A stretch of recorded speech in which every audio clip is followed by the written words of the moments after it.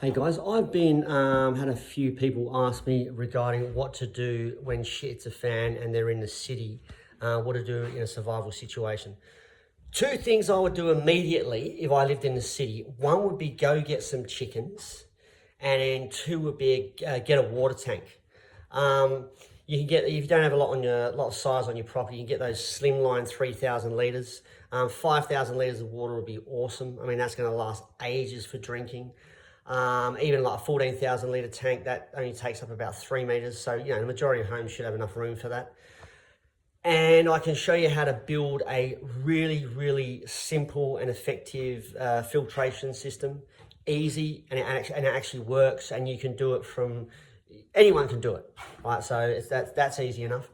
And as far as foods, like for instance, keep everything basic. For your carbohydrates, stick with white rice, because white rice has a much longer shelf life than brown rice, pastas, oats, right? So stick to your basics. Now, if you, again, if you're in the city and you want veggies, and let's say you don't have anywhere to kind of like build a garden bed, you can always go out and buy an IBC tank, cut it in half and turn it into wicking beds. I've actually got a video on my YouTube of how to build them. And 2 wicking beds is going to get you a nice amount of veg. I mean, 4 would be obviously better, but then you can just stick to real basic stuff. Don't go like crazy with veg. Just stick to things like potatoes, because potatoes are really good carbohydrates, very filling as well. Great survival food. Then you can have something like lettuce as well, real easy to grow. Spring onions, real easy to grow. They can just add some taste to certain things. And then I'd probably go tomatoes, even though tomatoes is a fruit, but we'll just call it a veggie because everyone thinks they're veggies anyway. And then things like tinned stuff. So you've got all your tinned fish like tuna, sardines, and salmon. And then you got jarred stuff like peanut butter is really good because it's high in protein. And then you've got, I would get some, you can also grow garlic, but you can get the garlic in the paste. So it lasts for ages, and then, adds more taste to things. Pasta sauces, really, really good because they're actually not just good for pasta. You can add it to all sorts of things. Like for instance, I made some baked potatoes, chuck some cheese in it, and then put some pasta sauce with garlic in it as well. It was actually really good. What else we got? I'll show you an example of what I do. So everything I buy is basically based on survival. So if shit's the fan tomorrow, I have everything set. I'm fine. So I'll show you one of my little pantries of what I've got in there. All right. So we have a look here. We got long life milk. We got protein powders. All right. This is where usually my oats and that go. I need a restock on that. And all cracker stuff. More oats up here and some vitamins. And then we got the jarred pastas and some more crackers up there. So everything up there will last for ages. And, you can apply them to lots of things. And here we go as well. And here we got, I've actually got a lot more rice in stock. So there's rice, I have my potatoes. Again, more jarred stuff. Got some tuna and stuff like that. And we have the beans.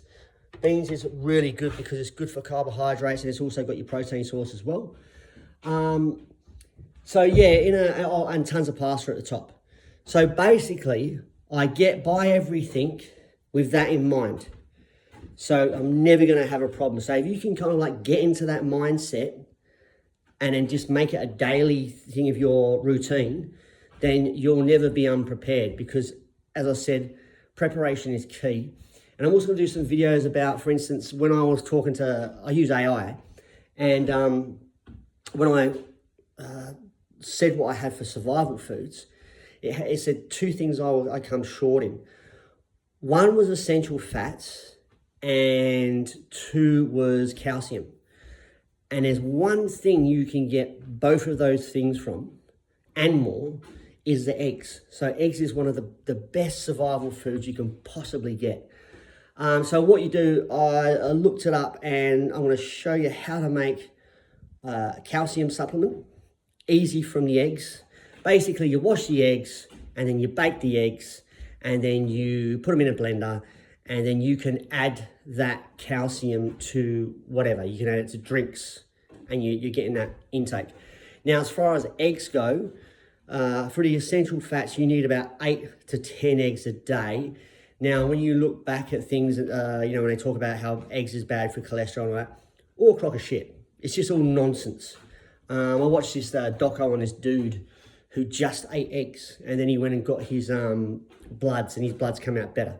So it's just all a crock of shit.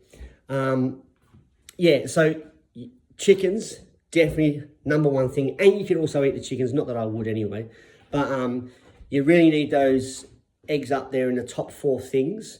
And you really need a carbohydrate as well, like the rice or the potatoes. And yeah, that's your basics. Stick to basics, make it real easy, nothing fancy, and then you'll be right. Right, have an awesome day.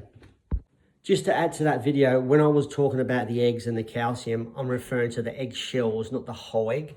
So you're washing the egg shell and then you're baking the egg shell for 20 minutes and then you're blending it up. And then with that powder, you can add it to drinks or put it on food, and that gives you better calcium than the bloody supplements, put it that way, and it's free, all right? Another thing as well I forgot to mention was tinned fruit. So one of the things I do after I train, I will get some tinned fruit, usually 2 types, and mix it with a little bit of long life milk, 4 eggs and some oats, and I'll blend that up, and that's my protein shake. And it comes to about 650, 700 calories with about 45 grams of protein in it, which is like is an ample amount of protein, and it's actually a good meal as well. So things like that. So yeah, just to add to the last video. Cool.